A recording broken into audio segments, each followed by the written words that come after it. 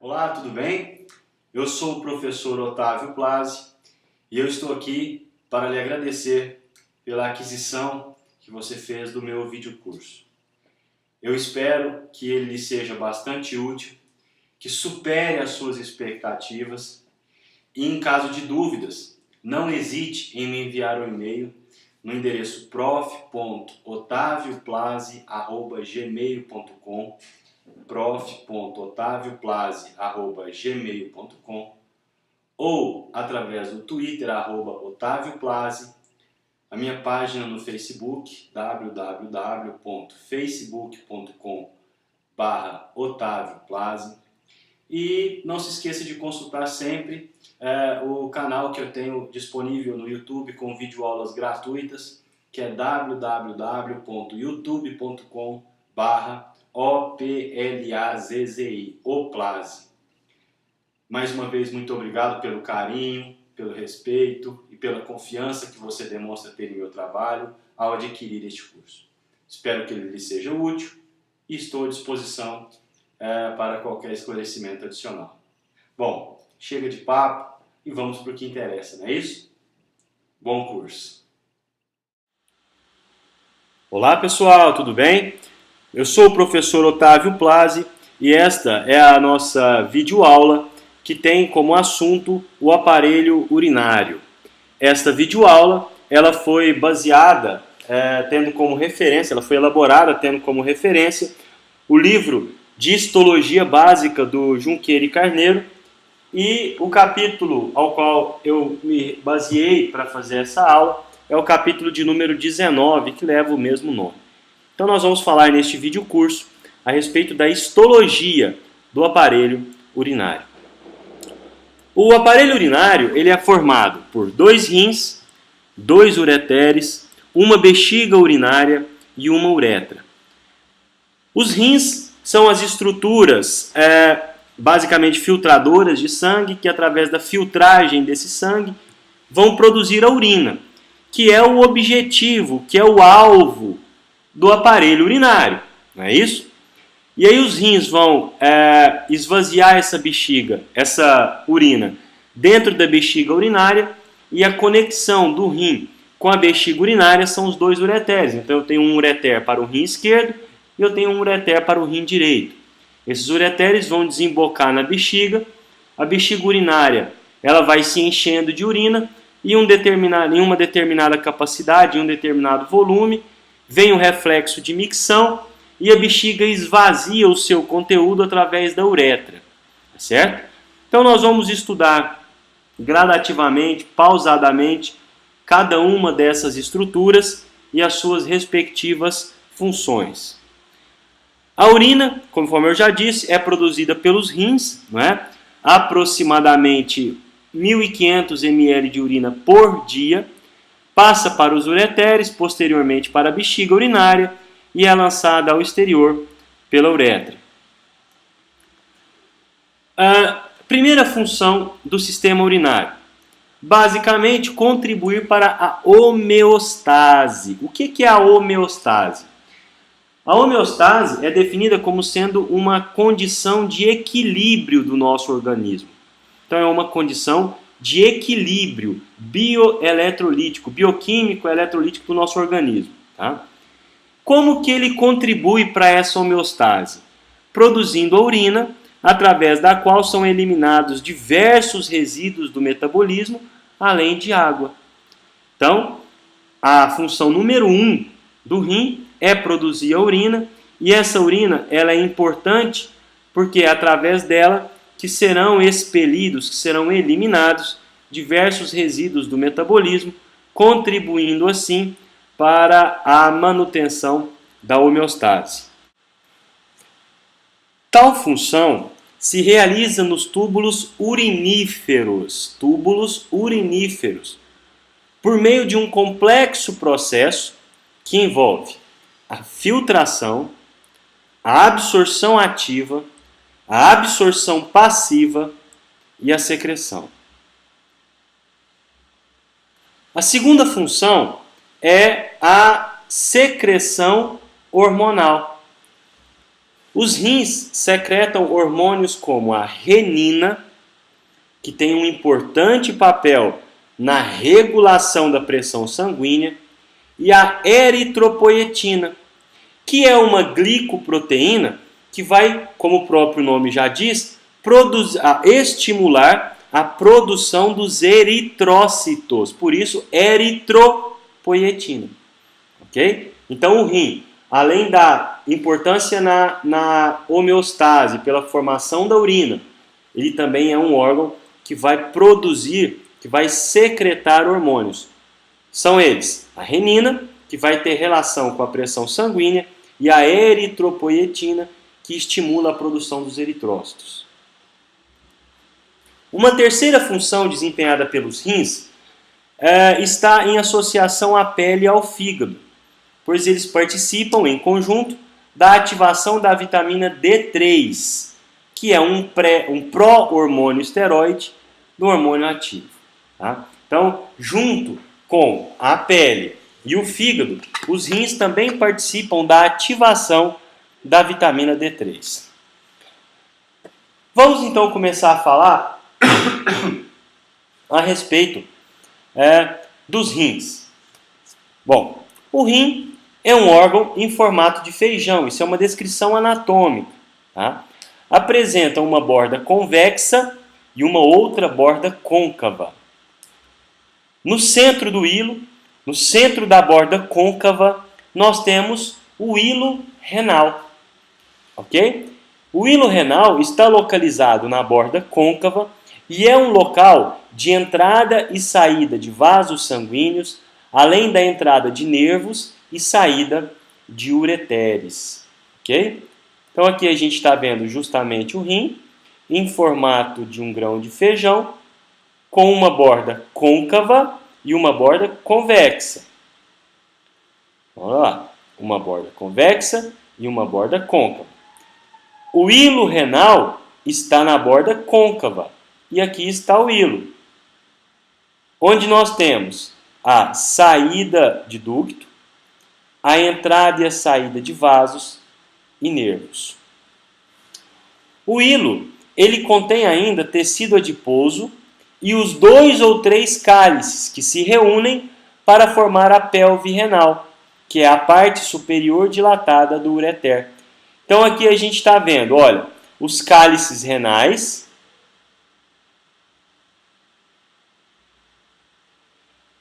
que vão se unir formando a pelve renal,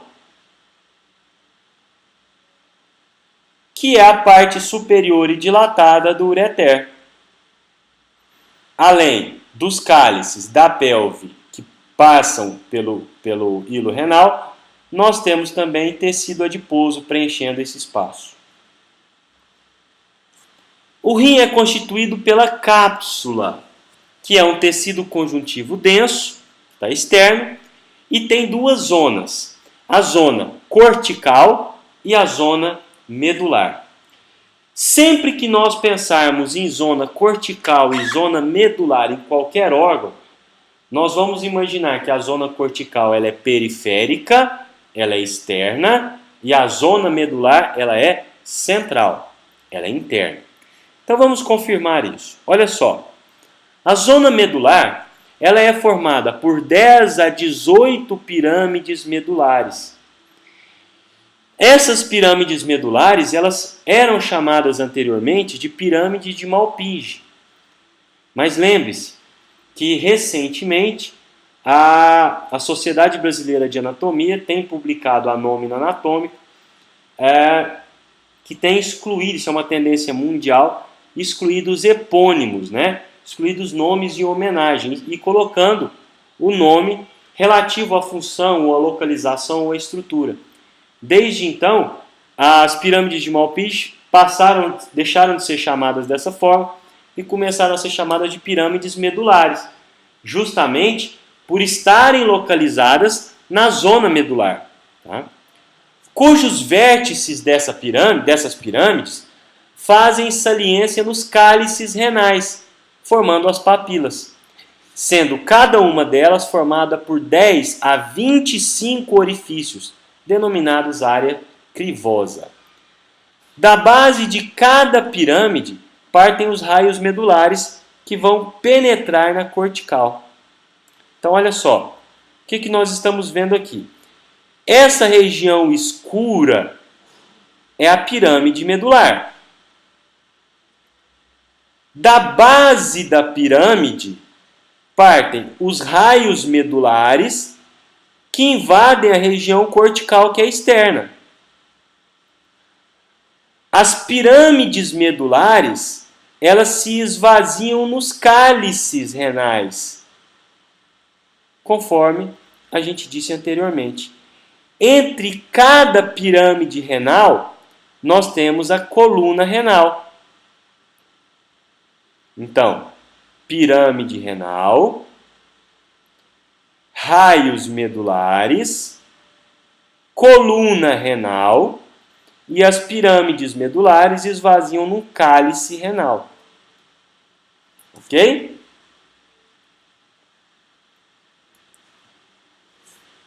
Olha aqui, numa imagem real, numa imagem ao observarmos uma lâmina histológica do rim, nós vamos perceber aqui a região medular, a região central, aqui a região cortical ou região periférica. Aqui nós estamos observando externamente a cápsula renal, que é um tecido conjuntivo denso que vai revestir esse rim externamente, ok? Aqui, na zona medular, que está sendo alvo do nosso estudo aqui neste momento, ela é dividida em zona medular externa e zona medular interna. Tá? Cada lobo renal é formado por uma pirâmide e pelo tecido cortical que recobre a sua base e os seus lados. Um lóbulo é constituído por um raio medular e pelo tecido cortical que fica em volta, delimitado pelas artérias interlobulares. Então, o lobo renal é formado pela pirâmide e o tecido cortical que recobre a sua base e os seus lados. Então,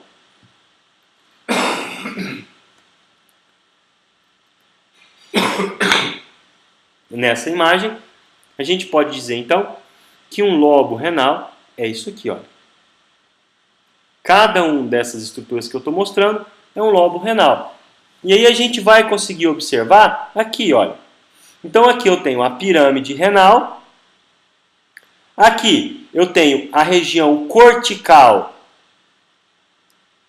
do rim. E aqui eu tenho a cápsula. Então isso aqui é um lóbulo renal. Perdão, um lobo renal.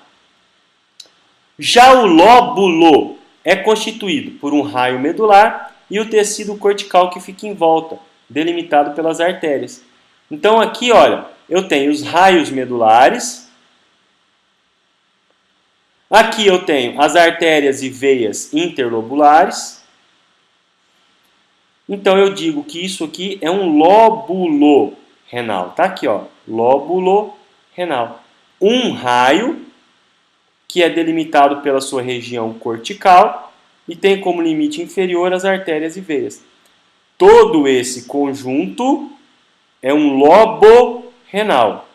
Cada uma unidade dessa aqui é um lóbulo renal. Cada túbulo urinífero do rim é composto de duas porções funcionais distintas. Ou seja, composto de duas porções que exercem funções diferentes. A primeira porção é o néfron, que nós temos aproximadamente entre 600 a 800 mil néfrons em cada rim. A outra porção do túbulo urinífero é o túbulo coletor. Bom, o néfron é formado por uma parte dilatada, que é o corpúsculo renal. Então está aqui. Essa parte dilatada do néfron é o corpúsculo renal. pelo túbulo contorcido proximal, então está aqui em azul, o túbulo contorcido proximal, porque está no início do néfron, pelas partes delgada e espessa da alça de Henle. Então tá lá. Aqui nós temos a parte espessa, aqui a parte delgada. Depois forma novamente uma parte espessa ascendente, para depois chegar ao túbulo contorcido distal, que também constitui o néfron. O túbulo coletor começa no túbulo contorcido distal, então o túbulo contorcido distal é a transição entre o néfron e o túbulo coletor, aos segmentos corticais ou medulares dos ductos coletores. Então tá lá. Aqui nós vimos o néfron, que é o corpúsculo renal, túbulo contorcido proximal, alça de Henle. A partir do túbulo contorcido distal, a gente já tem o ducto coletor. E o ducto coletor, que está na parte medular, na parte cortical do rim, a gente chama porção cortical do ducto coletor, e aqui a porção medular do ducto coletor. Então, essas duas unidades, o néfron e o túbulo coletor, são partes constituintes de cada túbulo urinífero. Tá? Então, aqui numa visão um pouco mais distante, a gente consegue observar isso. Né? Então, aqui o corpúsculo renal, túbulo contorcido proximal, alça espessa de Henle, parte descendente, alça delgada de Henle, alça espessa de Henle, porção ascendente, túbulo contorcido distal, já começa a fazer parte do túbulo coletor, e aí a gente tem a porção cortical e a porção medular do ducto coletor, do túbulo coletor. Okay? O túbulo coletor vai desembocar num ducto coletor. Tá? Então, túbulo coletor desemboca num ducto coletor. Vamos então caracterizar quanto à função cada um desses constituintes. Os corpúsculos renais têm uma importante função, têm um importante papel na filtração do sangue. Então vamos entender como esses corpúsculos renais eles vão atuar, qual é a correlação, qual a relação dele com a filtração do sangue. Então o corpúsculo renal tem cerca de 200 micrômetros de diâmetro e é formado por um tufo de capilares, que é o glomérulo. Esse glomérulo ele vai ser envolto pela cápsula de Bowman. Então olha só, o corpúsculo renal ele tem cerca de 200 micrômetros de diâmetro e é formado por um tufo de capilares e ele, corpúsculo renal, é envolto pela cápsula de Bowman. A cápsula possui dois folhetos. Um folheto interno ou visceral, que está aderido, que está junto aos capilares que formam o glomérulo, e o outro externo, também chamado de parietal, que forma os limites do corpúsculo renal. Então, olha só, aqui a gente está vendo o corpúsculo renal, o glomérulo, que é uma rede de capilares, e a cápsula de Bowman. Aqui, a gente consegue ver a cápsula de Bowman mais destacada aqui, olha, em torno do corpúsculo renal. No caso aqui, seria essa membraninha que a gente está vendo aqui. Se nós observarmos, aqui olha, aqui está a cápsula de Bowman. Se nós observarmos, ela vai ter uma relação interna, então a gente tem um folheto interno, e a gente tem um folheto externo. Esse folheto aqui, que a gente está vendo, olha, é o folheto parietal, que é o folheto externo. Lá dentro, em contato com os glomérulos, nós temos o folheto visceral ou folheto interno da cápsula de Bowman. Ok?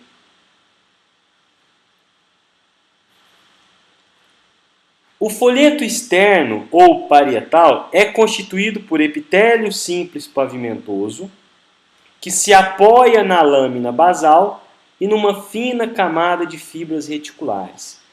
Então, por definição, quando a gente tem uma boa base aí dos tecidos fundamentais, dos tecidos básicos da histologia, a gente vai lembrar que sempre que eu tiver células epiteliais, como aqui o epitélio simples, por que epitélio simples? Porque é apenas uma camada. Por que pavimentoso? Pelo formato de suas células epiteliais ser mais achatado. Nós sabemos que na base de todo epitélio eu tenho uma lâmina basal. E que em alguns locais a membrana basal ela é constituída por lâmina basal mais fibra reticular, que é nesse caso aqui.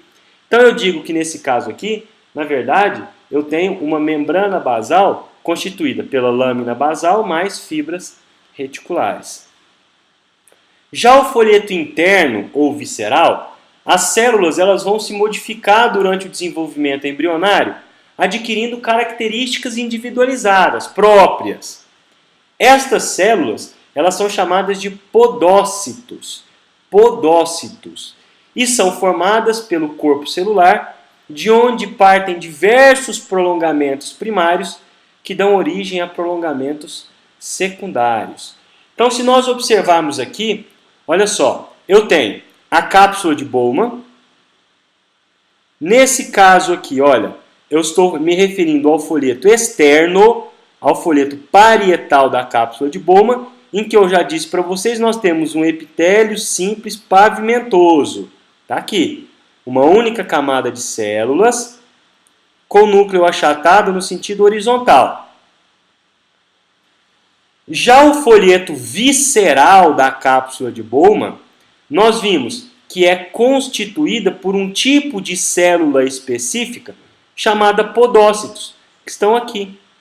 Então a gente observa aqui que em torno dos capilares que formam o glomérulo, nós temos os podócitos, que são essas células marcadas aqui. Olha lá. Então aqui eu tenho um podócito.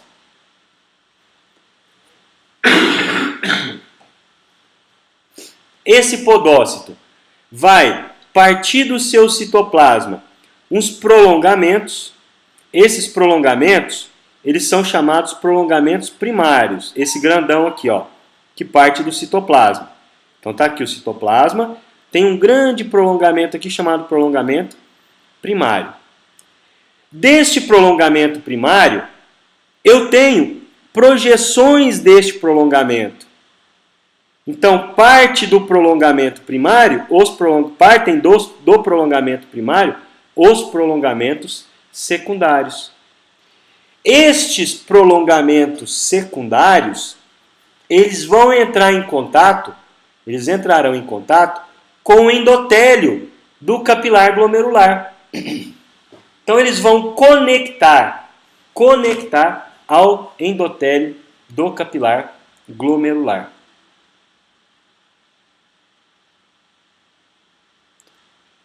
O espaço que eu tenho entre os prolongamentos secundários, aqui, vamos mostrar nessa imagem fechada aqui, olha. Eu tenho aqui prolongamento primário, que partiu lá do podócito. Prolongamento primário.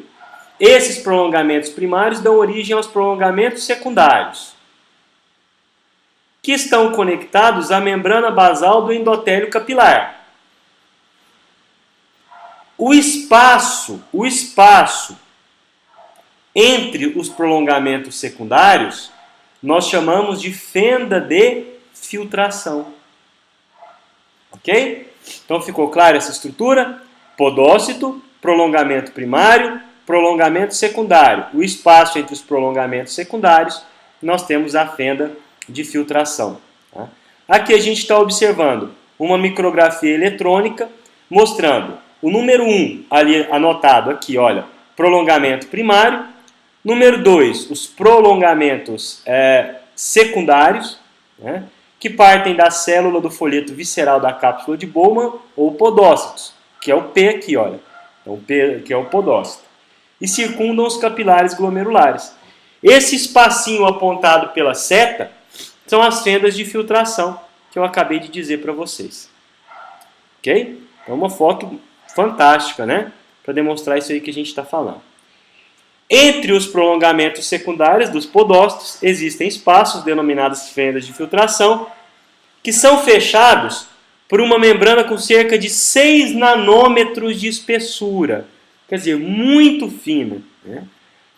Ainda não existe uma definição fisiológica exata quanto à função dos podócitos. Nós ainda não temos muita clareza nesse conceito. Acredita-se que estejam envolvidos na permeabilidade seletiva da filtração, entre outros processos fisiológicos. Tá? Então tem-se uma certa noção, uma certa ideia de que eles estejam envolvidos na permeabilidade seletiva da filtração. Mas não se tem ainda uma clareza muito grande acerca da função dessas estruturas. Cada corpúsculo renal tem um polo vascular pelo qual penetra a arteríola aferente e sai a arteríola eferente. Então, a arteríola aferente é a arteríola de chegada. E vai sair do corpúsculo renal uma arteríola eferente. Tem também um polo urinário, onde tem o início o túbulo contorcido proximal, que é o estágio seguinte do néfron, né? Nós vimos que o glomérulo, que o corpúsculo renal é o primeiro estágio do néfron, depois do corpúsculo renal, túbulo contorcido proximal. Ok? Então, o corpúsculo renal tem o polo vascular, que é onde entra a arteríola aferente por onde sai a arteríola eferente, e nós temos ainda o polo urinário, que é onde tem o início o túbulo contorcido proximal. Então vejamos aqui, olha. Isso aqui é uma arteríola aferente, que está entrando. Aqui é uma arteríola eferente que está saindo. Então eu chamo isso aqui, olha, de polo vascular. Arteríola aferente chegando, arteríola eferente saindo. Polo vascular. Do outro lado, eu tenho o polo urinário, que é o início do túbulo contorcido proximal. Então, polo vascular, polo urinário. Aqui a gente está vendo os capilares glomerulares envoltos pelo folheto visceral da cápsula de Bowman. Aqui as projeções secundárias, aqui as primárias e aqui os podócitos, essas bolinhas grandes aqui. E aqui a gente está vendo o folheto parietal da cápsula de Bowman com as suas células dispostas numa única camada, então epitélio simples, pavimentoso. Ao penetrar no corpúsculo renal, a arteríola aferente divide-se em vários capilares, que vão constituir as alças. Além disso, há conexões diretas entre o vaso aferente e o eferente, pelas quais o sangue pode circular mesmo sem passar pelas alças do glomérulo. Então, nem todo o sangue que entra no glomérulo, que entra no corpúsculo renal, pela arteríola aferente, vai necessariamente passar pelos capilares para serem filtrados. Uma parcela desse sangue vai transitar direto do vaso aferente para o eferente e nem vai sequer ser filtrado. Os capilares glomerulares são do tipo fenestrado, sem diafragma nos poros das células endoteliais. Quando eu digo um capilar do tipo fenestrado, a gente se lembra que as fenestrações são orifícios que tem no endotélio, na parede desse vaso. Algumas dessas fenestras, de alguns tipos de vasos, apresentam uma membrana, que é o diafragma. No caso dos capilares glomerulares, eles são do tipo fenestrado, está errada a digitação aí, é fenestrado, porém, eles não apresentam esses diafragmas nos seus poros. Tá? Se não tem esse diafragma, quem vai ajudar nessa filtração, nesse processo, é a própria membrana basal, que está entre as células endoteliais e os podócitos que revestem a superfície externa desses capilares. Ok? Admite-se que esta membrana basal, que é a fusão das lâminas basais do endotélio e dos podócitos, né? Se a gente remontar, se nós voltarmos a nossa memória aí, lá no capítulo de tecido epitelial, você vai se lembrar que uma membrana basal, ela pode ser constituída basicamente por duas lâminas basais, ou uma lâmina basal e uma lâmina reticular. Nesse caso aqui, a membrana basal, que a gente está citando, é a fusão da lâmina basal do endotélio, ou seja, do capilar, com a lâmina basal do podócito, que nós já falamos. Tá? Essa membrana basal tem se admitido que ela é a principal barreira de filtração do glomérulo desse sangue que está transitando ali. Okay? A membrana basal glomerular humana varia de 215 a 430 nanômetros de espessura e é constituída de 3 camadas: lâmina rara interna, lâmina densa e lâmina rara externa. A lâmina rara interna está situado próximo às células do endotélio, por isso interna, que aparecem claras nas micrografias eletrônicas. A lâmina densa recebe esse nome, ela é uma lâmina intermediária.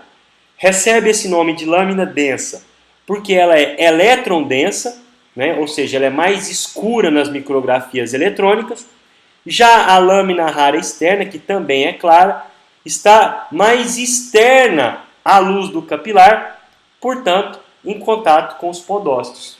Então, quando eu digo membrana basal glomerular, eu estou me referindo a uma membrana com 3 camadas, como se fosse um sanduíche.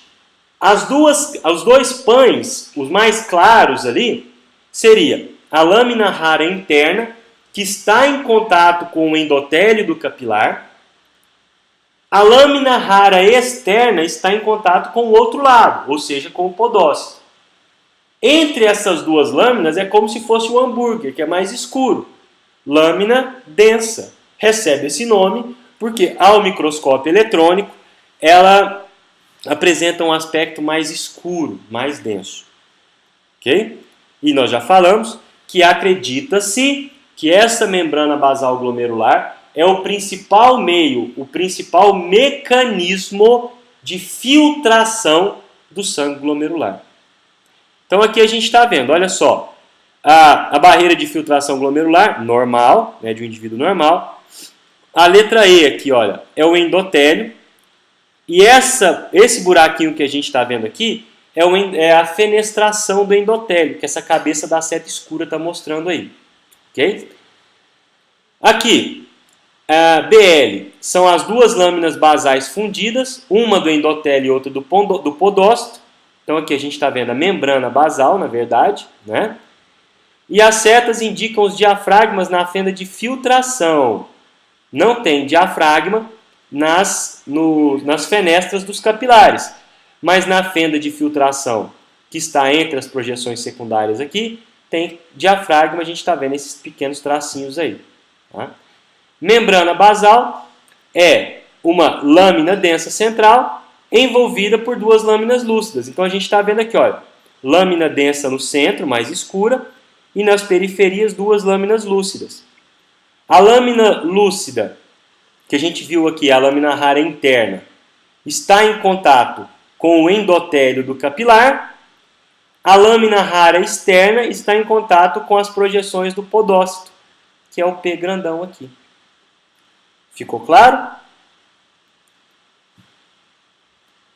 Somando-se o fluxo sanguíneo nos 2 rins, dá 1 litro de sangue por minuto, verifica-se que a cada 4 ou 5 minutos passe por eles a totalidade do sangue circulante. Obviamente, nós estamos nos referindo ao indivíduo com 4 a 5 litros de sangue. Quanto maior for o indivíduo, maior vai ser a quantidade de sangue, mais tempo vai demorar para esse rim filtrar todo o sangue. Mas em média, como passa mais ou menos 1 litro de sangue por minuto, vai demorar mais ou menos 5 minutos para o rim filtrar todo o sangue do nosso corpo. Os glomérulos são formados por capilares arteriais, cuja pressão hidrostática, que varia em torno de 45 milímetros de mercúrio, é muito elevada em relação aos outros capilares.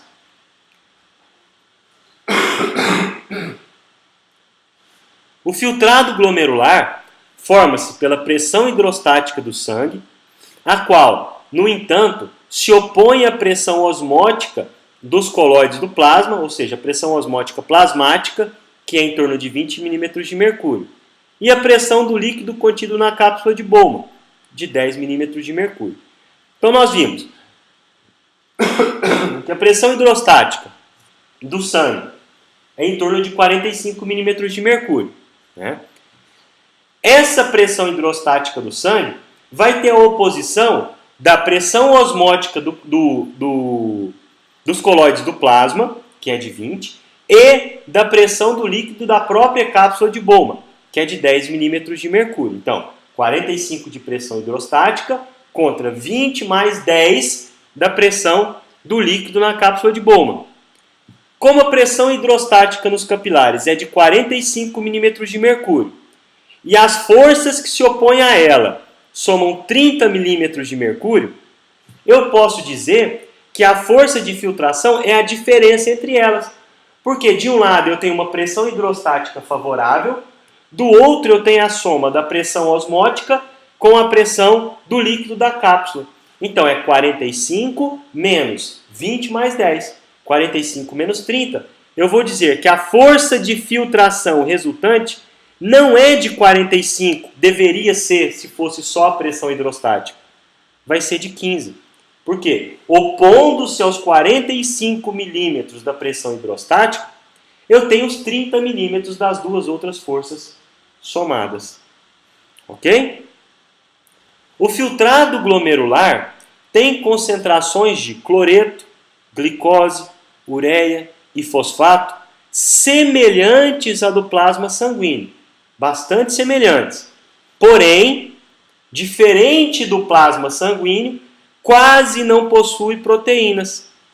Por que será que quase o cloreto, a glicose, a ureia, o fosfato passa e as proteínas não? Justamente porque macromoléculas não são capazes de atravessar a barreira de filtração glomerular. Então, como as proteínas são macromoléculas, elas não transitam por essa barreira de filtração. Já as outras estruturas, os outros produtos, conseguem atravessar essa barreira. Então, como o filtrado glomerular e o plasma sanguíneo, eles vão ter um equilíbrio nessas condições, à exceção das proteínas. Ok? Bom, vamos agora, terminamos de falar a respeito dos corpúsculos renais, mas vamos falar ainda a respeito do rim, né, das células mesangiais. Essas células, elas estão presentes em alguns locais, em certas regiões, na parede dos capilares glomerulares. Então, não estão presentes em todos os capilares e nem toda a extensão dos capilares, mas em certas regiões nas paredes desses capilares glomerulares. Há pontos em que a lâmina basal não envolve toda a circunferência de um só capilar, constituindo uma membrana comum a duas ou mais alças de capilares. Então é como se eu tivesse um recobrimento comum de duas ou mais alças de capilares. É principalmente nesse espaço entre esses capilares que utilizam a mesma membrana que se localizam as células mesangiais. Então olha só, eu tenho aqui um capilar que está envolvido por completo por sua membrana basal. Aqui a mesma coisa. Entre eles, a gente não vê célula mesangial. Olha na imagem de baixo. Eu tenho um capilar aqui, tenho um capilar aqui, e esses dois capilares são envolvidos por uma única membrana basal. Quando isso acontece, entre esses dois capilares, eu tenho uma célula mesangial. Elas também podem ser encontradas na parede dos capilares glomerulares entre as células endoteliais e a lâmina basal. Tá? Qual que é a função dessas células mesangiais? Basicamente, elas são células contráteis e são receptores para angiotensina 2, que é um hormônio capaz de reduzir o fluxo sanguíneo glomerular. Então veja bem, elas têm receptor que captam a presença do hormônio que vai dizer diminua o fluxo sanguíneo desse glomérulo. Como elas são células contráteis, elas vão realizar esse papel por receberem, por perceberem a presença desse hormônio. Além disso, possuem também receptores para o hormônio ou fator natridiurético, que são produzidos por células musculares cardíacas, do átrio do coração. Esse hormônio, o hormônio natridiurético, é um vasodilatador, é um potente vasodilatador que vai atuar relaxando as células mesangiais. Então ela vai fazer com que as células mesangiais deixem de estar contraídas, aumentando assim o volume do sangue nos capilares e a área disponível para a filtração. Então essas células mesangiais, tanto elas atuam quando contraídas, diminuindo o fluxo sanguíneo glomerular. Isso acontece quando elas percebem a presença da angiotensina 2, como elas atuam quando relaxadas, aumentando o fluxo sanguíneo para aquela região, quando recebem ou percebem a presença do fator natridiurético, que é um hormônio que foi produzido lá pelas células do átrio, as células musculares do átrio cardíaco. Ok? Além dessa importante função que eu acabei de citar para vocês, as células mesangiais, elas também promovem suporte estrutural aos glomérulos. Então, promovem um suporte estrutural aos glomérulos, sintetizam a matriz extracelular, fagocitam e digerem substâncias normais que estão danificadas ou que serão substituídas, e mesmo patológicos, retidas pela barreira de filtração, além de produzir moléculas como as prostaglandinas endoteliais, que causam a contração da musculatura lisa das arteríolas aferentes e eferentes do glomérulo. Então, são células que apresentam uma grande quantidade de funções muito importantes, mas que no final de tudo, a gente pode considerar como uma das principais funções dessa célula conduzir, aumentar ou diminuir o fluxo sanguíneo glomerular. Mas nós não podemos esquecer que, além disso, as células mesangiais, elas também são responsáveis por secretar alguns produtos, por defender, por fagocitar tanto células normais do indivíduo mais velhas, sem função, quanto complexos de antígenos mais anticorpos. Ok? Bom, então assim a gente termina de falar, chega ao fim a primeira parte do néfron, que é o glomérulo renal. Tudo bem? Do corpúsculo renal, que é constituído do glomérulo renal, do corpúsculo renal, nós vimos que o corpúsculo renal tem um polo urinário. E que esse polo urinário vai dar origem ao túbulo contorcido proximal. Então vamos começar a falar a partir de agora, na sequência, ainda dentro de néfron, do túbulo contorcido proximal. No polo urinário do corpúsculo renal, o folheto parietal, ou seja, o folheto externo da cápsula de Bowman, se continua com o epitélio cuboide ou colunar baixo do túbulo contorcido proximal. Então veja bem, aqui o corpúsculo renal, o folheto externo, ele vai ser contínuo ao túbulo contorcido proximal. Aqui a gente está, eu falei, né, citei para vocês o polo urinário, então a gente está vendo aqui, olha, vem o folheto externo da cápsula de Bowman com seu epitélio simples pavimentoso, ele é contínuo ao túbulo contorcido proximal. E aí o túbulo contorcido proximal, ele tem células cúbicas ou colunares bem baixas. Tudo bem? O túbulo contorcido proximal é maior do que o túbulo distal. E suas células têm citoplasma basal, fortemente acidófilo, ou seja, cora fortemente por corantes ácidos, devido à presença de grande quantidade de mitocôndrias.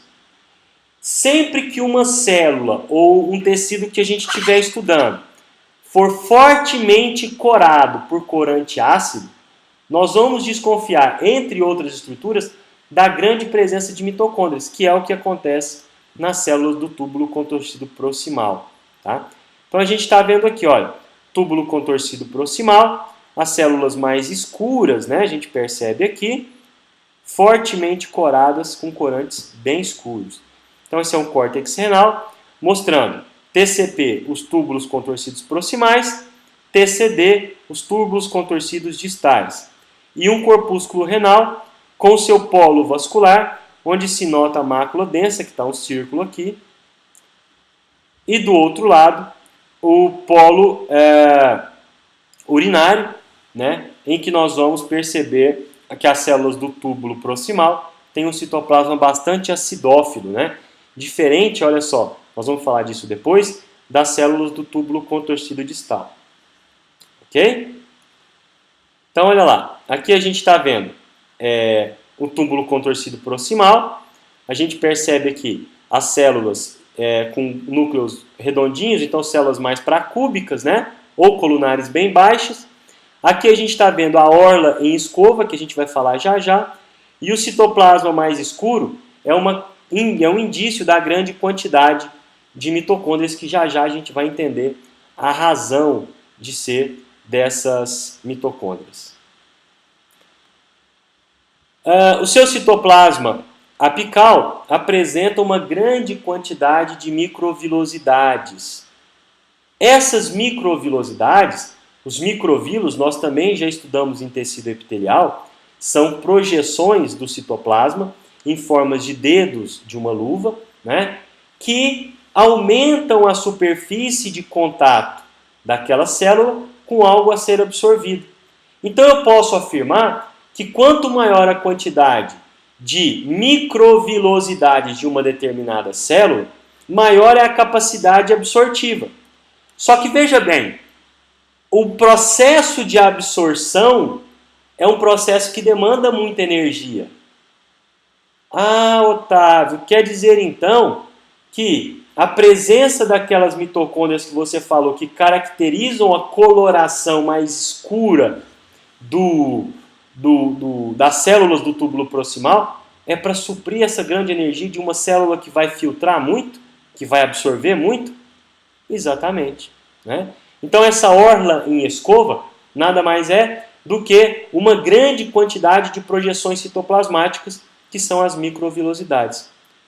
Como essas células são largas, em cada corte transversal de um túbulo proximal aparecem apenas 3 a 4 núcleos esféricos.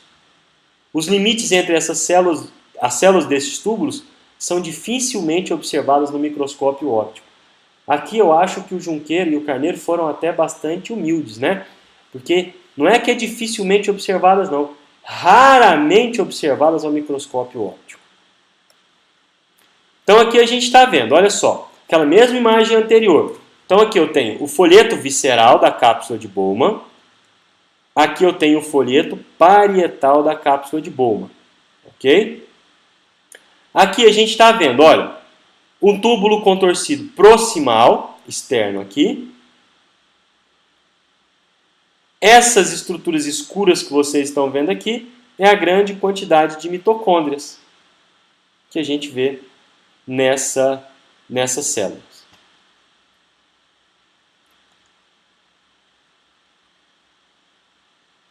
Aqui. Então aqui eu estou vendo, olha, um corpúsculo renal. Aqui eu estou vendo um túbulo contorcido proximal. Observe a estrutura desse túbulo contorcido proximal, de uma célula desse túbulo. Essas projeções que nós estamos vendo aqui são as microvilosidades. Essas projeções formam a orla em escova. Observe a grande quantidade de mitocôndrias que a gente... Todas essas estruturas aqui, ó, são mitocôndrias. Ou seja, um tipo de célula bastante característico, bastante especializado na absorção, porque vai demandar muita energia. Então as mitocôndrias estão ali para isso. Tá? Os túbulos proximais possuem lúmens amplos e são circundados por muitos capilares sanguíneos. Olha só, já estamos começando a querer entender as funções disso aí. Veja bem, se eu tenho uma célula que é desenhada estruturalmente para promover a absorção e em torno dessas células eu tenho muitos capilares sanguíneos, a gente vai entender isso já já. Vamos conectando essas ideias, hein? O citoplasma apical das células dos túbulos proximais possui canalículos que partem da base dos microvílos e aumentam a capacidade de o túbulo proximal absorver macromoléculas. Pronto. Agora a gente já entendeu por que é importante ter muitos microvílos nas células dos túbulos proximais. Porque, na verdade, dessas projeções, desses microvílos, vão partir canalículos que vão aumentar a capacidade do túbulo proximal em absorver essas macromoléculas. O filtrado glomerular passa para o túbulo contorcido proximal, onde começa o processo de absorção e excreção.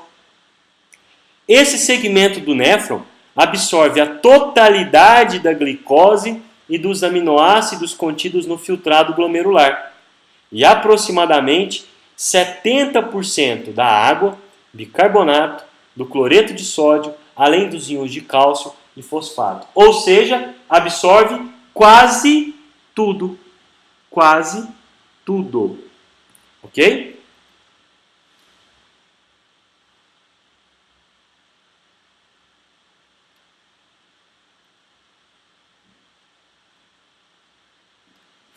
A glicose, aminoácidos e os íons são absorvidos por transporte ativo, com gasto energético. Olha, Otávio, quer dizer então que é por isso que tem aquela grande quantidade de mitocôndrias nas células do túbulo contorcido proximal? Nota 10. Parabéns. Inclusive, se eu fosse um professor, o seu professor que fosse elaborar uma prova sua, eu colocaria uma das perguntas que eu faria essa. Justifique a importância de uma grande quantidade de mitocôndrias como a que nós encontramos na célula do túbulo contorcido proximal do rim. Além da estrutura que nós vimos que favorece a absorção da glicose, dos aminoácidos e dos íons gasta energia. Então eu preciso ter uma organela extremamente diferenciada, especializada na característica de suprir de energia essa célula para desempenhar essa função. Já a água não gasta energia para ser absorvida, ela vai acompanhar passivamente essas substâncias. Ok? Quando a quantidade de glicose no filtrado excede a capacidade de absorção dos túbulos proximais, a urina se torna mais abundante e contém glicose. Então, esse excesso vai ser filtrado pela urina e vai ser jogado para fora. Ok? Então, veja bem, por isso que a urina, por exemplo, do diabético, é uma urina que um dos sinais que a gente vê popularmente falando é que a gente, quando urina, junta formiga ali naquela região, né, pela grande quantidade de glicose na urina produzida por esse indivíduo, porque a insulina não está sendo produzida adequadamente, a glicose não está entrando para as células para ser metabolizada, chega lá no rim, aumenta a quantidade da glicose no filtrado glomerular. Essa glicose vai ser direcionada para a urina e quando a gente urina, eu tenho uma grande quantidade de glicose ali naquela região. O túbulo contorcido proximal também secreta creatinina e substâncias estranhas ao organismo, como, por exemplo, os ácidos úrico e paraamino hipúrico e a penicilina, retirando essas moléculas do plasma intersticial do rim. Então, além da função que nós acabamos de falar da absorção, também secreta essas substâncias. Tá? Esse processo ativo é conhecido como secreção tubular, não absorção, secreção tubular. O estudo da velocidade da secreção tubular da creatinina, por exemplo, que é a depuração de creatinina, é útil na clínica para avaliar a função renal. Por isso que quando os médicos querem saber se o rim está funcionando adequadamente, um dos principais exames que ele pede é a dosagem da creatinina, além da dosagem de ureia. Né? Então, é justamente porque o túbulo contorcido proximal também secreta essa creatinina. Ok? Ok, então, assim nós concluímos a segunda parte do néfron, que é o túbulo contorcido proximal. Vamos passar a falar a partir de agora da terceira parte, da parte do néfron, a parte final típica do néfron, que é a alça de Henle. Alguns professores, alguns autores ainda falam alça de Henle. Outros falam alça de Henle. Eu aprendi e eu ensino alça de Henle, ok? É uma estrutura em forma de U, que consiste em um segmento delgado interposto a dois segmentos espessos.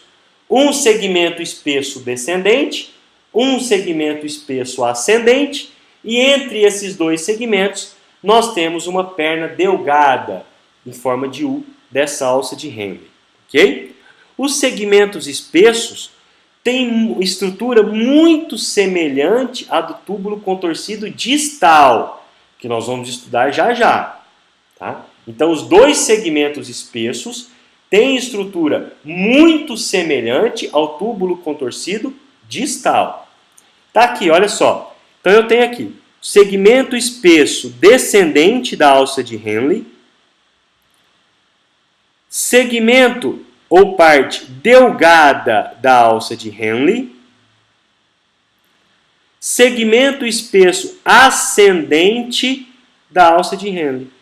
Tudo isso junto forma a alça de Henle, os dois segmentos espessos e o segmento delgado. Lembrando que os dois segmentos espessos têm estrutura semelhante ao túbulo contorcido distal, que é a nossa próxima estrutura a ser estudada. Ok? Olha só. Então aqui a gente está observando, olha, aqui o corpúsculo renal com a cápsula de Bowman, que é contínua ao túbulo contorcido proximal. O túbulo contorcido proximal termina na alça de Henle, na parte espessa descendente da alça de Henle, parte delgada da alça de Henle, parte ascendente espessa da alça de Henle. Então a parte espessa é muito semelhante à porção do túbulo contorcido distal, que a gente vai falar já já. Aqui a gente está vendo uma região na transição entre a região cortical e medular, tá?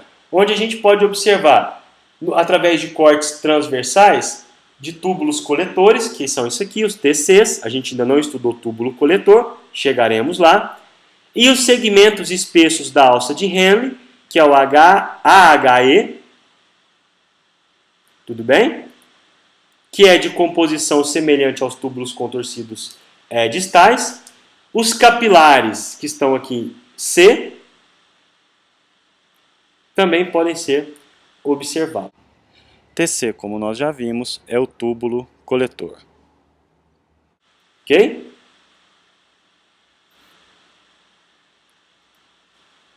Na parte mais externa da medula, lembrando que a medula é a parte interna do parênquima renal, né? O segmento espesso descendente da alça de Henle, com um diâmetro externo de 60 milímetros, estreita-se para um diâmetro de 12 milímetros e se continua com a parte descendente delgada da alça. Então, o segmento espesso tem aproximadamente 60 milímetros, vai se afunilar, se afinar para 12 milímetros a partir do segmento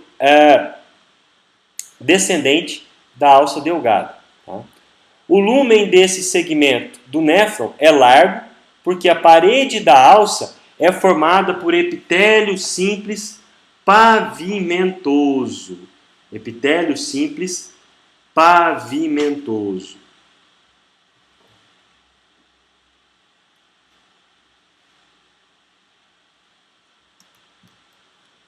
Então tá lá, olha. Então eu tenho porção descendente espessa da alça de Henle, em torno de 60 milímetros. E aí, quando chega a porção descendente delgada, baixa para 12. Ok? Aqui, a gente está vendo a parte delgada da alça de Henle numa micrografia eletrônica. Tá? E a gente consegue observar aqui as células pavimentosas, né, que fazem parte da parede dessa alça delgada e parte de um ducto coletor aqui de um capilar logo abaixo. Aproximadamente 1/7 dos corpúsculos se localizam próximo à junção córtico-medular, fazendo parte dos néfrons justamedulares, ou seja, dos néfrons da região medular. Os outros são chamados de néfrons corticais por estarem localizados na região cortical do rim. Okay? Todos os néfrons participam dos processos de filtração, absorção e secreção, independente da região de onde eles estejam.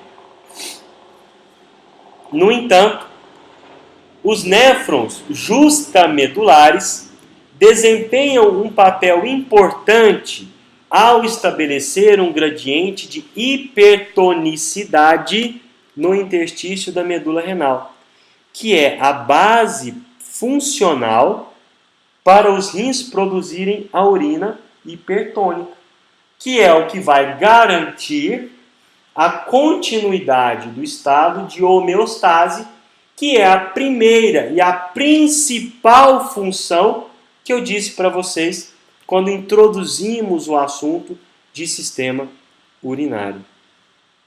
Os néfrons justamedulares têm alça de Henle muito mais longas, estendendo-se até a profundidade da medula renal. Então vai do início até o fim da medula renal. Essas alças têm segmentos espessos curtos e segmento delgado longo, tanto na sua porção descendente, quanto na sua porção ascendente. Por outro lado, os néfrons da região cortical têm alça de segmento delgado descendente muito curto, sem segmento delgado ascendente. Então eu consigo diferenciar no esquema, por exemplo, a alça delgada de néfrons justamedulares com néfrons corticais. Como que eu vejo isso? Veja bem, a alça delgada, a alça do segmento delgado descendente dos néfrons corticais é curta e não tem segmento delgado ascendente. Ok? Tem segmento espesso, não tem segmento delgado ascendente, diferente dos néfrons justamedulares. A alça de Henle participa da retenção de água Apenas os animais com essas alças são capazes de produzir a urina hipertônica e assim poupar a água do corpo. Tá?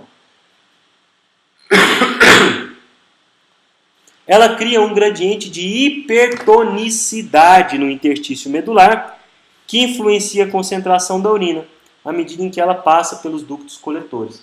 Essa influência vai ditar para o nosso organismo se ele vai ter que absorver mais ou menos água. E quem vai ficar bastante ativo na absorção de água? Justamente a alça de Henle. Então a alça de Henle tem um importante papel na concentração, na formação da urina, na medida em que ela absorve água de acordo com a tonicidade necessária. Embora o segmento delgado descendente da alça de Henle seja completamente permeável à água, o segmento ascendente inteiro é impermeável a ela. Está errada a digitação aí, né? Importimeável, isso não existe, né? Impermeável a ela. No segmento espesso ascendente, não estamos falando mais do segmento delgado, estamos falando do segmento espesso ascendente, o cloreto de sódio é transportado ativamente para fora da alça para estabelecer o gradiente medular que é necessário para concentrar a urina. Então nós estamos vendo até agora, lá no início, no túbulo contorcido, lá na cápsula renal, nós vimos a absorção ativa pela relação dos podócitos com seus prolongamentos e os capilares glomerulares. Aí nós vamos partir para o polo urinário dessa cápsula. Esse polo urinário vai dar origem à cápsula, ao túbulo contorcido proximal, que é bastante ativo. As suas células têm características de células absortivas, que vão, além de absorver, secretar alguns fatores que vão me indicar a função renal. Do túbulo contorcido proximal, partimos para a porção descendente espessa, da porção descendente espessa para a porção descendente delgada da alça de Henle, porção ascendente delgada, em especial nos néfrons justaglomerulares, depois porção ascendente espessa, né, da alça de Henle. E é justamente nesse segmento espesso ascendente da alça de Henle que o cloreto de sódio vai ser transportado ativamente para fora da alça, estabelecendo assim um equilíbrio, o gradiente medular que é necessário na concentração da urina. Ok? Bom, assim a gente finaliza a alça de Henle. Consequentemente, a gente finaliza o néfron. E nós vamos passar a falar agora dos túbulos coletores. Tá? A primeira porção do túbulo coletor é o túbulo contorcido distal. Então nós tínhamos anteriormente o túbulo contorcido proximal, falaremos a partir de agora do túbulo contorcido distal. Após curto trajeto na cortical, lembre-se, a porção cortical não tem alça delgada de Henle, tem apenas alça espessa ascendente de Henle. Então, após o curto trajeto na cortical, a parte espessa da alça de Henle torna-se tortuosa, cheia de curvas, e passa a ser chamado, por essa razão, de túbulo contorcido distal. Por que está distal? Porque está distante da cápsula renal, que é o início do néfron. Também é revestido por um epitélio cúbico simples. Então aqui a gente está vendo túbulo contorcido distal, aqui a gente está vendo túbulo contorcido proximal. Os dois são revestidos por células cúbicas, epitélio cúbico simples.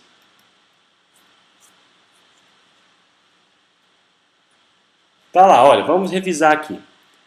Aqui, cápsula renal, túbulo contorcido proximal, porção espessa descendente da alça de Henle, porção delgada descendente da alça de Henle, porção delgada ascendente da alça de Henle. Aí já entra aqui na região cortical. Nós estamos vendo aqui porção espessa da alça de Henle, que vai se transformar no túbulo contorcido distal. Ok?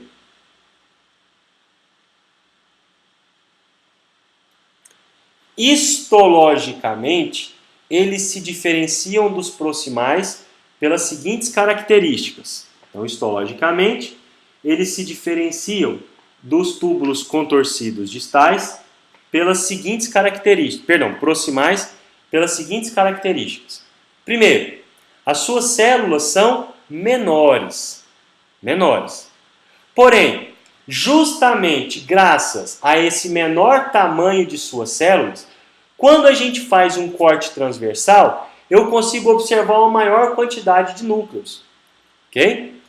Não tem orla em escova. Se não tem orla em escova é porque não apresenta grande quantidade de microvilosidades na sua superfície livre do polo apical.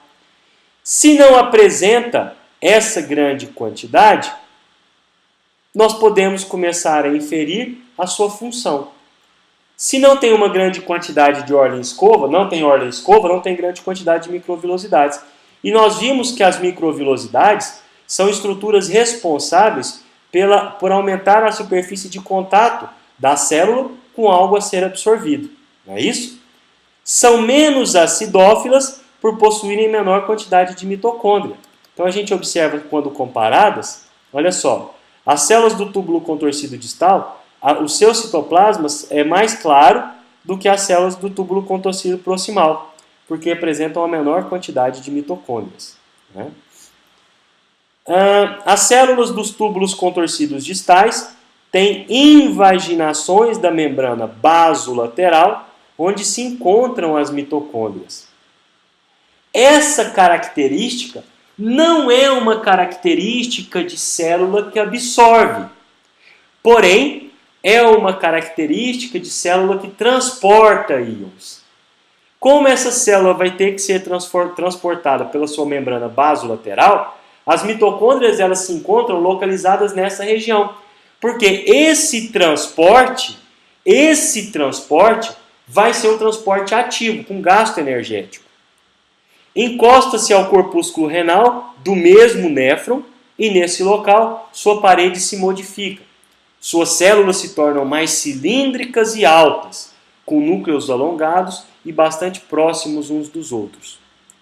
Esse segmento modificado da parede do túbulo distal, que aparece escuro nos cortes corados, chama-se mácula densa. Olha a palavra densa de novo, nos referindo a algo que no microscópio eletrônico é visto mais escuro. Né? A mácula densa é sensível ao conteúdo iônico e ao volume de água no fluido tubular, produzindo moléculas sinalizadoras que vão fazer o quê? Que vão promover a liberação da enzima renina na circulação. Então veja bem, na medida em que esse segmento modificado, nós estamos falando do segmento que se aproxima lá do corpúsculo renal, né, do glomérulo renal. Tá lá. Então, o túbulo contorcido distal, nessa porção em que ele se aproxima do corpúsculo renal, nós temos uma modificação na sua parede, com uma alteração na forma das células, que vai fazer com que fique mais escuro nos cortes corados, né? Sendo que a mácula densa, ela vai perceber, ela vai notar o conteúdo iônico daquela região, daquele filtrado, e vai perceber o volume de água naquele fluido tubular.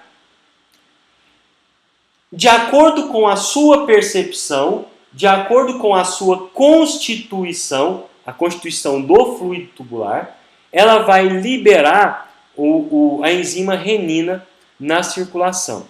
Tá?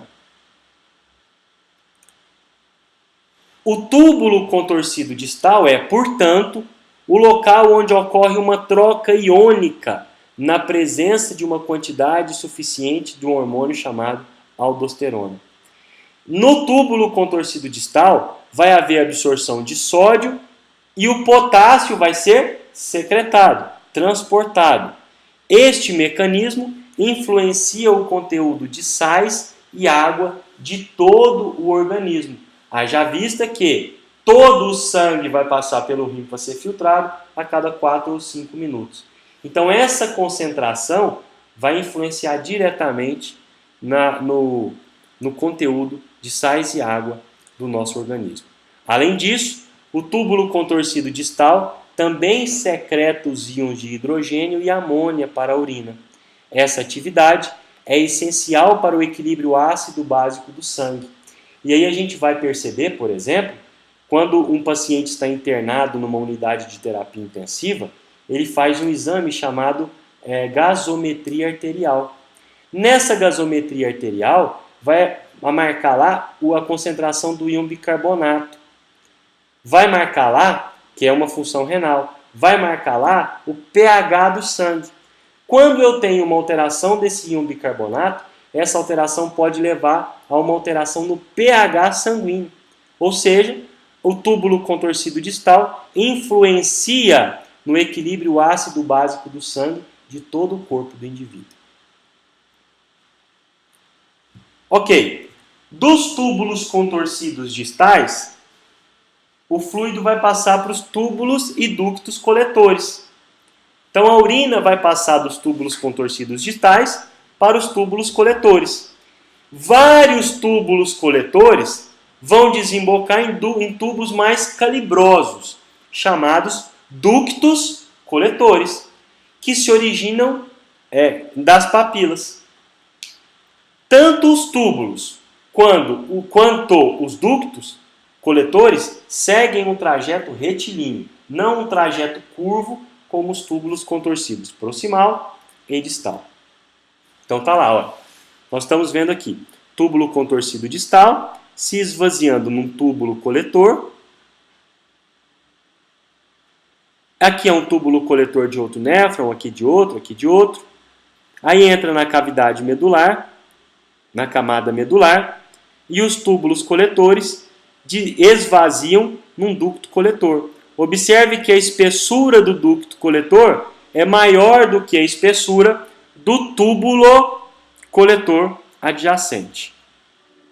E aí eu disse que o ducto coletor vai se esvaziar na papila renal, que está demonstrada na imagem logo aqui abaixo. Aqui nós estamos vendo uma visão um pouco mais distal, uma visão um pouco mais distante, da mesma situação. Então aqui a gente tem o túbulo coletor, aqui o túbulo contorcido distal, desembocando num túbulo coletor, num trajeto retilíneo. Esse túbulo coletor vai desembocar num ducto coletor, junto com outros túbulos coletores, e o túbulo coletor e o ducto coletor vai desembocar mais abaixo. Aqui a mesma imagem, né? Não vou. Aqui vale a pena a gente destacar, né? Aquilo que eu disse, voltando aqui um pouquinho, a respeito da característica do túbulo contorcido proximal e do túbulo contorcido distal, né? A gente observa a ausência da orla em escova no túbulo contorcido distal, a presença aqui no túbulo contorcido proximal, e a gente observa estruturalmente, né, são bastante diferentes do que quando comparados esses dois túbulos. Tá? O ducto coletor, a gente observa também a estrutura das suas células. Os túbulos coletores mais delgados são revestidos por epitélio cúbico e têm um diâmetro de aproximadamente 40 milímetros. Tá? À medida em que se fundem e se aproximam das papilas, suas células ficam mais altas até se transformarem em cilíndricas. Tá? Aqui a gente está vendo, de novo, aquela divisão, né, da região cortical com a região medular. O AHE são segmentos espessos da aula de Henle. E aqui agora a gente está estudando os túbulos coletores, né? Células globosas, na medida em que se distanciam, ficam mais cilíndricas. Né? Em toda a sua extensão, os túbulos coletores são formados por células com citoplasma que se cora fracamente pela eosina e os seus limites celulares não são nítidos. Essas células são claras ao microscópio eletrônico e muito pobres em organelas. Tá? porque na verdade são células apenas de revestimento mesmo, que vão só conduzir essa urina já formada, tá bom?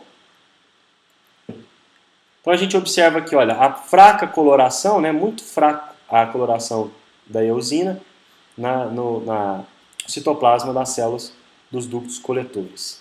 Né? Os ductos coletores da medula participam dos mecanismos de concentração da urina através da retenção de água. Tá? É a única participação que eles têm, retendo água quando há necessidade disso. Certo?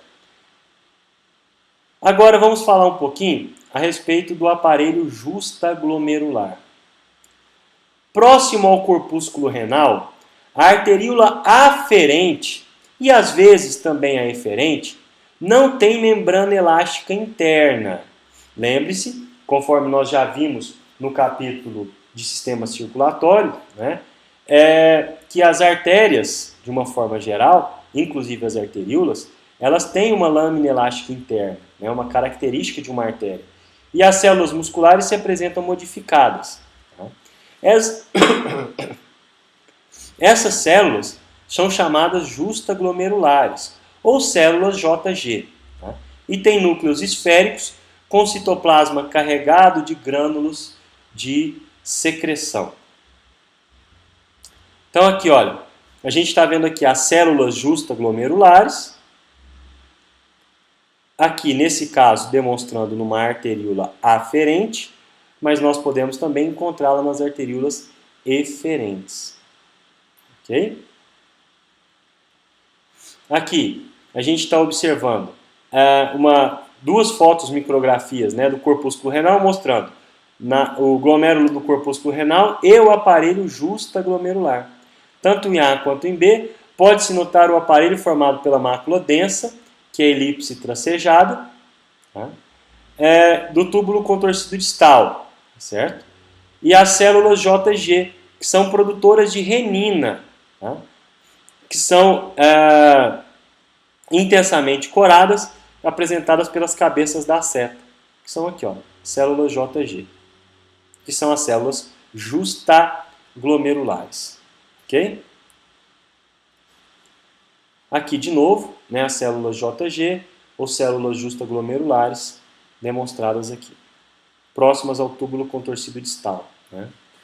A secreção desses grânulos da célula ou do aparelho justaglomerular participa da regulação da pressão do sangue. Não é isso? Como nós já falamos anteriormente. A mácula densa do túbulo distal geralmente se localiza próximo às células justaglomerulares, conforme nós vimos aqui. A mácula densa do túbulo contorcido distal próxima das células justaglomerulares, formando com estas um conjunto conhecido como aparelho justaglomerular. Então, quando eu me refiro ao aparelho justaglomerular, eu estou me referindo, por enquanto, inicialmente, à mácula densa do túbulo contorcido distal associado às células justaglomerulares. Também fazem parte do aparelho justaglomerular células do citoplasma claro, de função pouco conhecidas, denominadas células mesangiais extraglomerulares. Mas vocês podem observar, conforme o Junqueira descreve, elas têm característica e estrutura de célula produtora de proteína, retículo endoplasmático rugoso bastante desenvolvido, aparelho de Golgi bastante desenvolvido, mas a função dessas células que fazem parte do aparelho justaglomerular ainda é um tanto quanto obscuras. Tá? As células JG produzem a enzima renina. Qual que é a função dessa enzima renina? Tem relação com a pressão sanguínea, conforme eu acabei de dizer para vocês. Mas de que forma? A enzima renina aumenta a pressão arterial e a secreção da aldosterona. A aldosterona é um hormônio produzido pela camada cortical da glândula adrenal, que nós vamos estudar na nossa próxima videoaula, que é uma glândula endócrina, tá? Por intermédio do angiotensinogênio, que é produzido pela globulina do plasma. Tá? Esse processo aqui vai ficar mais nítido para você na nossa próxima videoaula, que é a videoaula referente às glândulas endócrinas. Tá? Uma enzima plasmática remove 2 aminoácidos da angiotensina 1, formando a angiotensina 2. É justamente a angiotensina 2 que vai aumentar a pressão sanguínea e a secreção da aldosterona, que inibirá a excreção de sódio pelos rins. Mas quem produziu a enzima que deu o start, que deu o início para a formação da angiotensina, foi a renina, que atuou sobre o angiotensinogênio, que liberou a angiotensina 1, que se transformou em angiotensina 2, que elevou a pressão sanguínea e a secreção da aldosterona, que vai inibir a excreção de sódio pelos rins. Assim, podemos concluir que o aparelho justaglomerular tem um importante papel no controle do balanço hídrico e no equilíbrio iônico do meio interno, porque ele afeta diretamente 2 variáveis importantes para essas situações, que é a pressão arterial e a excreção de sódio pelos rins. Tá? Como ele vai inibir a excreção de sódio, ele vai reter essa excreção. Ok, vamos falar então, porque eu já falei diversas vezes aqui nessa videoaula da relação com o capilar, da relação com vasos sanguíneos. Ok, então vamos entender, pessoal, de forma bastante tranquila, bastante calma, a circulação sanguínea no rim. Bom, cada rim recebe sangue por uma artéria renal e essa artéria renal vai entrar pelo hilo renal. Mas antes de entrar pelo hilo, antes de penetrar no órgão, ela vai se dividir em 2 ramos. Um ramo vai irrigar toda a parte anterior do rim, toda a parte ventral do rim. Obviamente, o outro vai irrigar a parte dorsal do rim. Então, a artéria renal, que é única, vai dar origem a 2 ramos. Um ramo vai irrigar a parte anterior ou ventral e o outro ramo vai irrigar a parte posterior, há um erro de digitação aí, ou dorsal dos rins. Ainda no hilo, esses ramos dão origem às artérias interlobares, que seguem entre as pirâmides renais. Nós sabemos que as pirâmides renais, entre elas, nós temos a coluna renal, não é isso? Então elas vão seguir nessa região. Na altura da junção córtico-medular, ou seja, na base das pirâmides, as artérias interlobares formam as arciformes, que seguem um trajeto paralelo à cápsula do órgão, percorrendo o limite entre a cortical e a medular. Então, olha só, nós temos aqui a artéria interlobar, que está em vermelho. Essa artéria interlobar, ela vai dar origem à artéria e veia arciforme, está aqui, que vai seguir um trajeto paralelo à cápsula do órgão. Então, olha só, vamos voltar. Na altura da junção córtico-medular, na base das pirâmides, está aqui, na base de uma pirâmide, a artéria interlobar vai formar as arciformes, que seguem um trajeto paralelo à cápsula do órgão, percorrendo o limite entre a medular e a cortical. Aqui a gente não tem a região cortical, aqui a gente não tem a região medular, então a artéria arciforme, que é essa artéria vermelha aqui, olha, vai percorrer o limite entre as duas, paralela à cápsula renal. Das artérias arciformes, partem as artérias interlobulares. Não confunda com interlobar. Interlobulares, que seguem perpendicular à cápsula do rim. Então tá lá. Aqui nós temos, olha, a artéria interlobular, que partiu da artéria arciforme, a artéria interlobular, que parte transversal ou perpendicularmente à cápsula do rim. Das artérias interlobulares, originam-se as arteríolas aferentes. As arteríolas aferentes vão penetrar nos glomérulos, que vão levar sangue para os capilares glomerulares. Então, olha só. Então, aqui, olha, da artéria interlobular partem as arteríolas aferentes. As arteríolas aferentes vão penetrar no glomérulo renal, na cápsula renal, depois túbulo contorcido distal e assim sucessivamente, processo que a gente já conhece. Ok?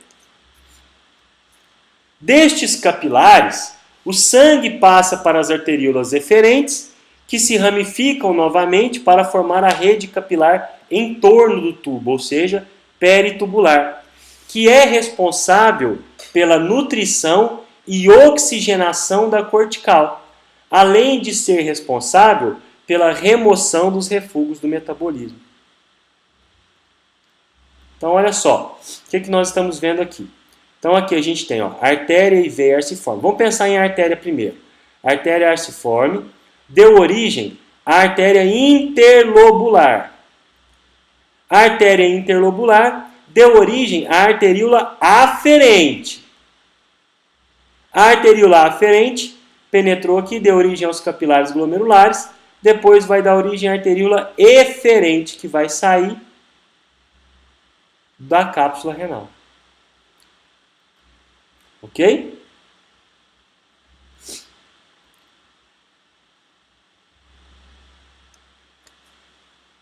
As arteríolas eferentes dos glomérulos situados próximos da região medular, ou seja, os glomérulos justamedulares, formam também vasos longos e retilíneos que se dirigem no sentido de aprofundamento na própria camada medular, onde fazem uma curva, ou seja, se dobram e retornam para a cortical.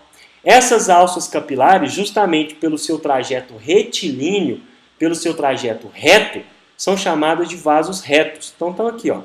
Então, a gente está vendo aqui os vasos retos.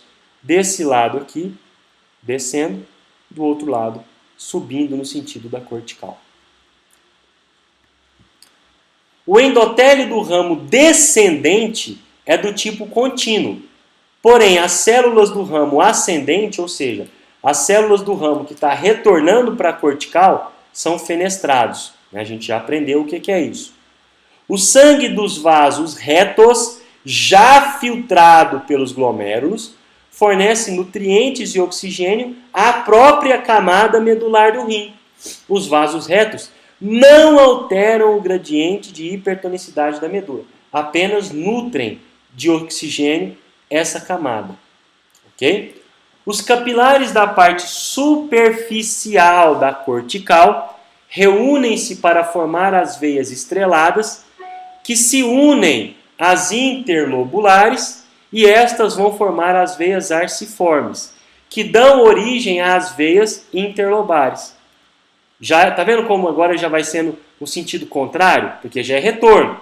Então as veias estreladas vão se unir às veias interlobulares, essas duas vão formar as veias arciformes, sentido contrário, que dão origem às veias interlobares. Tá vendo como está descendo? O sentido está oposto. As veias interlobares se convergem para formar a veia renal, pela qual o sangue sai de cada um dos rins.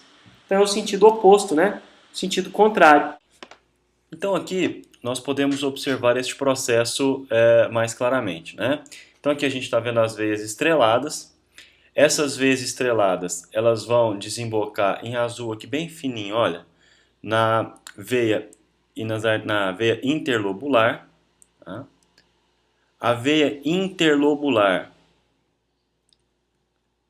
vai desembocar, por sua vez, na veia arciforme. Então, veia estrelada, desembocou na veia interlobular, que desembocou na veia arciforme, que por sua vez vai desembocar na veia interlobar, porque está entre os lobos, interlobar, que por sua vez vai dar origem à veia renal. Ok? O interstício renal é o espaço entre os néfrons e os vasos sanguíneos e linfáticos. sendo muito escassa na cortical e aumentado na medular. Contém pequena quantidade de tecido conjuntivo, como todo o interstício, né?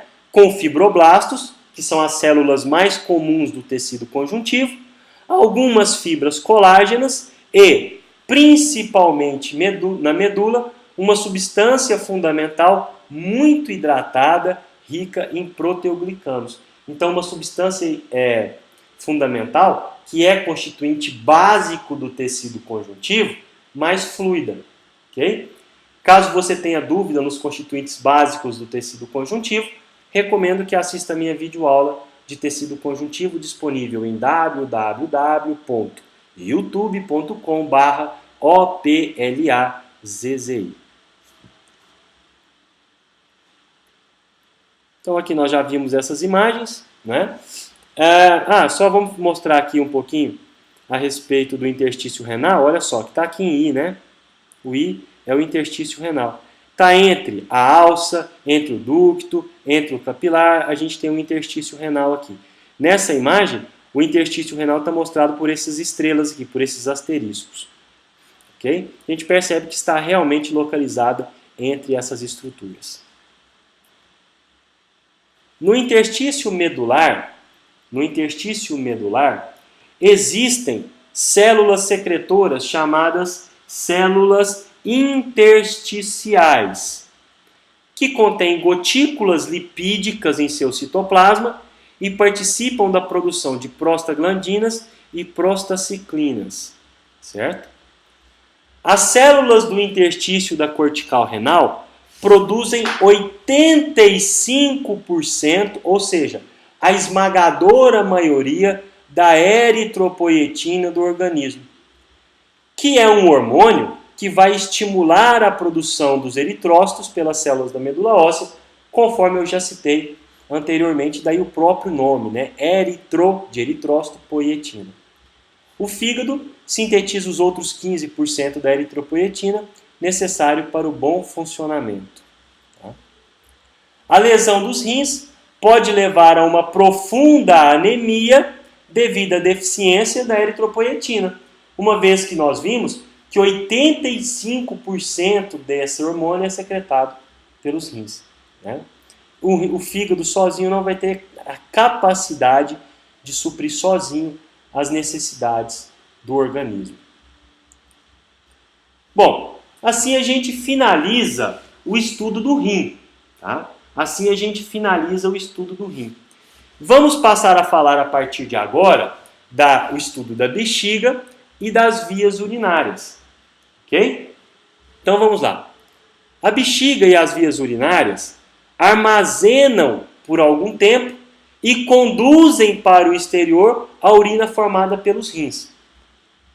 Os cálices, a pelvis, o ureter e a bexiga têm a mesma estrutura básica, embora a parede se torne gradualmente mais espessa na medida em que se aproxima da bexiga. Então, cálices, tanto menores quanto maiores, pelvis, ureter e bexiga, estruturalmente falando, são semelhantes. Porém, a parede fica mais espessa na medida em que se aproxima da bexiga. Tá? Então, a gente está vendo aqui uma estrutura de um ureter com seu epitélio de revestimento interno. Aqui a gente está vendo o seu conjuntivo e envolvendo esse ducto uma camada de músculo liso, que a gente está observando aqui. Externamente a esse músculo liso, a gente tem o tecido conjuntivo adventicial. Então essa estrutura é uma estrutura comum de todas as estruturas que eu citei para vocês. Cálices, pelvis, ureter, bexiga, todas as estruturas que eu citei para vocês. Aqui a gente está vendo uma estrutura da bexiga urinária vazia. Né? Aqui a gente está vendo as células da camada epitelial, aqui o conjuntivo. E aqui a gente está vendo uma célula, a estrutura da bexiga urinária cheia. A gente pode perceber uma grande diferença. Aqui a gente está vendo o epitélio dobrado. Aqui nós estamos vendo o epitélio distendido. É justamente por essa razão que o epitélio da bexiga é considerado um epitélio de transição. Porque a sua forma, o formato das suas células, a sua espessura vai depender da quantidade de urina que eu tenho dentro dessa bexiga. Se eu tiver menos urina, se a bexiga estiver vazia, nós vamos ter esse aspecto. Numa bexiga cheia, nós vamos ter um outro aspecto totalmente diferenciado. A mucosa é formada por um epitélio de transição, conforme eu acabei de dizer para vocês, e por uma lâmina própria de tecido conjuntivo que varia do frouxo ao denso. As células mais superficiais do epitélio de transição são responsáveis pela barreira osmótica entre a urina e os fluidos teciduais. Por quê? Não pode permitir que a urina ultrapasse essa barreira epitelial para chegar lá no conjuntivo, por exemplo. Porque a gente tem que lembrar que a urina ela é um lixo metabólico, um resto metabólico do nosso organismo. A túnica muscular é formada por uma camada longitudinal interna e uma camada circular externa. Então, a túnica muscular é formada por uma camada longitudinal interna e uma camada circular externa. Obviamente, nós estamos nos referindo a músculo liso que tem nesses ductos. Essas camadas musculares são mal definidas. Na parte proximal da uretra, a musculatura da bexiga forma um esfíncter interno da mesma, que vai reter essa urina lá até que ela atinja aproximadamente 50% da capacidade da bexiga, quando vai enviar ao córtex uma ordem de esvaziamento. E aí esse esfíncter, que é constituído por esse músculo liso, vai relaxar, permitindo o esvaziamento da bexiga na uretra. Tá? O ureter, que é o ducto que vem lá do rim, atravessa obliquamente a parede da bexiga, de modo que se forma uma válvula que impede o refluxo da urina. Então a urina vai transitar no sentido rim-bexiga, mas essa válvula, que é formada pela forma com que o ureter penetra na bexiga, não permite que a urina volte da bexiga para os rins. Tá? A parte do ureter colocada na parede da bexiga mostra apenas o músculo longitudinal, cuja contração abre a válvula e facilita a passagem da urina, no sentido ureter-bexiga. As vias urinárias são envolvidas externamente por uma membrana adventícia, exceto a parte superior da bexiga, que é coberta por uma membrana serosa, que é o peritônio. A membrana adventícia, nós vimos aqui ó, que é um tecido conjuntivo adventicial, que promove que recobre externamente a camada muscular. Tá? Bom, a bexiga, nós já falamos, vamos falar agora da uretra. Né? A uretra é um tubo que leva a urina da bexiga para o exterior, através do ato da micção. No sistema urinário masculino, a uretra é comum aos aparelhos reprodutor e urinário. No feminino ela se difere. Então nós vamos estudar a uretra masculina separada da uretra feminina. Então olha só, a uretra masculina é comum ao sistema reprodutor, sendo formada pelas porções prostáticas, que está dentro da glândula próstata, que é constituída por um epitélio de transição. Tem a porção membranosa, que tem mais ou menos 1 centímetro de extensão, e o revestimento é de epitélio pseudoestratificado, e é justamente nessa parte que tem um aglomerado de músculo esquelético e não de músculo liso, que é o esfíncter externo da uretra. Então, quando o esfíncter interno da uretra libera a urina vai para a uretra. Desculpa, o esfíncter interno da bexiga libera a urina vai para a uretra. E aí o esfíncter externo da uretra, que é de músculo esquelético, é aquele que nós conseguimos segurar a urina, voluntariamente. Por isso que a criança, por exemplo, tem uma grande propensão a liberar a urina enquanto dorme, porque ela ainda não tem um controle muito claro desse esfíncter externo da uretra. Tá? Além da porção membranosa, tem a porção cavernosa ou peniana, que está dentro do próprio corpo do pênis, que é constituído de epitélio pseudoestratificado colunar com área de pavimentose. Tá? O tamanho da uretra masculina vai variar de acordo com o tamanho da porção cavernosa ou peniana. Quanto maior o pênis do indivíduo, obviamente maior vai ser a uretra. Tá? Já a uretra feminina é um tubo de 4 a 5 centímetros de comprimento, revestido por um epitélio plano estratificado, com áreas de epitélio pseudoestratificado colunar. Né? Veja bem, se você tiver dificuldade na identificação desses tipos de célula, estratificado, pseudoestratificado, recomendo que você assista a minha aula de tecido epitelial, que está disponível lá no meu canal do YouTube. Tá? Próximo à sua abertura no exterior, a uretra feminina possui um esfíncter de músculo estriado esquelético, da mesma forma que o homem, que é o esfíncter externo da uretra. Então a uretra feminina é inferior em tamanho à uretra masculina. E assim a gente finaliza o nosso sistema urinário. Eu gostaria de agradecer imensamente a sua atenção e a sua confiança e dizer que eu estou inteiramente à sua disposição em caso de dúvidas no e-mail prof.otavioplase@gmail.com. Um grande abraço, muito obrigado e até a próxima oportunidade.